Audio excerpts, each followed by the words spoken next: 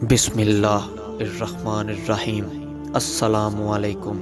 روزانہ واقعات سننے کے لیے اس چینل کو سبسکرائب کریں۔ ایک روز حضرت جبرائیل علیہ السلام تنہا بارگاہ رسالت صلی اللہ علیہ وسلم میں بیٹھے ہوئے تھے کہ اچانک آسمان کا کنارہ شق ہوا۔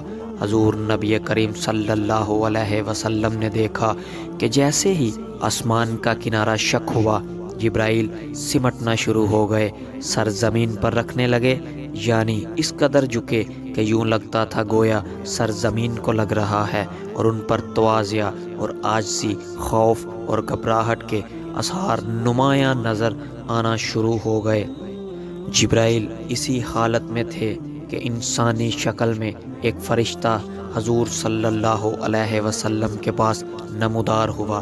فرشتے نے عرض کیا، اے محمد صلی اللہ علیہ وسلم، آپ کا پروردگار آپ پر سلام فرماتا ہے اور آپ کو اختیار دیتا ہے کہ آپ چاہیں تو آپ کو بادشاہ پیغمبر بنا دیا جائے، اور اگر آپ چاہیں تو آپ بندہ منش پیغمبر کی طرح زندگی بسر کر۔ فرشتے نے جب یوں اللہ عز و جل کا پیغام پہنچایا تو حضور نے کچھ توقف فرمایا اور سوچنے لگے۔ بلاخر سامنے گردن جھکائے عاجزی کے ساتھ بیٹھے جبریل کی طرف دیکھا۔ جبریل سمجھ گئے حضور اس معاملے میں مجھ سے مشورہ طلب فرماتے ہیں۔ عرض گزار ہوئے، اے اللہ کے رسول، بندگی اور عاجزی اختیار فرمائیں۔ حضور صلی اللہ علیہ وسلم نے آنے والے فرشتے کو جواب دیا، میں بندوں کی طرح زندگی بسر کروں گا، مجھے بادشاہی نہیں چاہیے۔ وہ فرشتہ یہ جواب سن کر دوبارہ آسمان کی طرف عروج کر گیا تو جبریل بھی اپنی اصلی حالت پر واپس آ گئے۔ حضور صلی اللہ علیہ وسلم نے جبریل کو اس انداز سے دیکھا تو فرمایا، اے جبریل، میں تم سے پوچھنا چاہتا تھا کہ یہ فرشتہ کون ہے جسے دیکھنے کے بعد تم پر عجیب حالت طاری ہو گئی؟ حضرت جبرائیل علیہ السلام نے عرض کیا، یا رسول اللہ صلی اللہ علیہ وسلم، یہ فرشتہ حضرت اسرافیل علیہ السلام ہے۔ جس دن سے اللہ تعالیٰ نے انہیں پیدا فرمایا ہے، یہ تجلی الہی کے حضور کھڑے رہتے ہیں اور اپنے دونوں قدموں کی صف باندھ کر کمال خشوع سے کھڑے رہتے ہیں، حتیٰ کہ اپنی آنکھ کبھی اوپر نہیں کرتے، اور اس کے پروردگار کے درمیان اس حالت میں بھی 60 پردے حائل ہیں کہ اگر ان پردوں میں سے ایک قریب بھی ہو جائے تو جل جائیں۔ ان کی ڈیوٹی صرف یہ ہے کہ لوح محفوظ ان کے روبرو رکھی ہے اور انہیں اس لوح کی پوشیدہ چیزوں کی اطلاع دی گئی ہے۔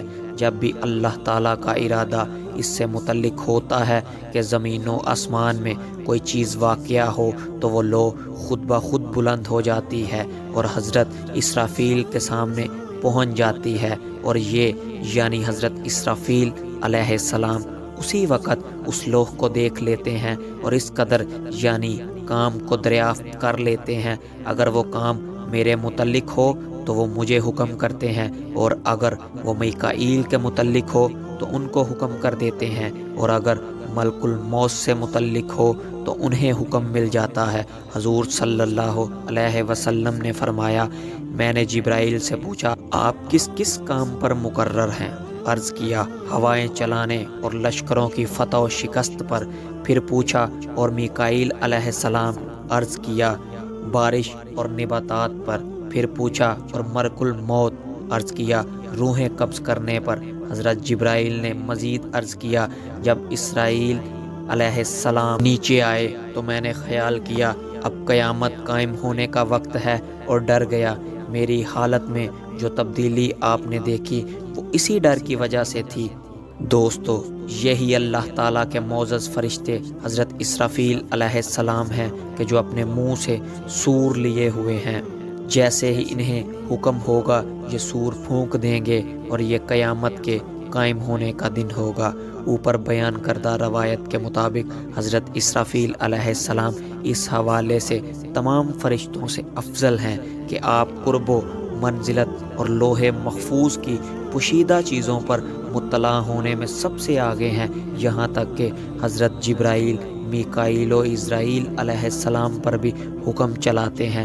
لیکن اگر وحی الہی اور شرائع نازل کر کے نوع انسانی کی تکمیل اور اس نوع کے افراد کی آخرت کی اصلاح، انوار و برکات کے ساتھ عبادت گزاروں اور اطاعت شعوروں کی امداد اور ظالموں اور فرعونوں کو ہلاک کرنے کے لحاظ سے دیکھا جائے تو حضرت جبرائیل علیہ السلام بزرگی میں افضل ہیں، لیکن یہ افضلیت مطلقاً نہیں بلکہ خصوصاً ہے۔ جہاں تک حضرت اسرافیل علیہ السلام کے قرآن پاک میں ذکر کی بات ہے تو آپ کا نام قرآن پاک میں کہیں بھی نہیں ہے، فقط سور پھونکنے کا ذکر ہے۔ البتہ احادیث کے مطابق کتب میں آپ کا نام آیا ہے، جن سے یہ پتہ چلتا ہے کہ آپ کا شمار بھی اللہ تعالیٰ کے قرب ترین کے فرشتوں میں ہوتا ہے۔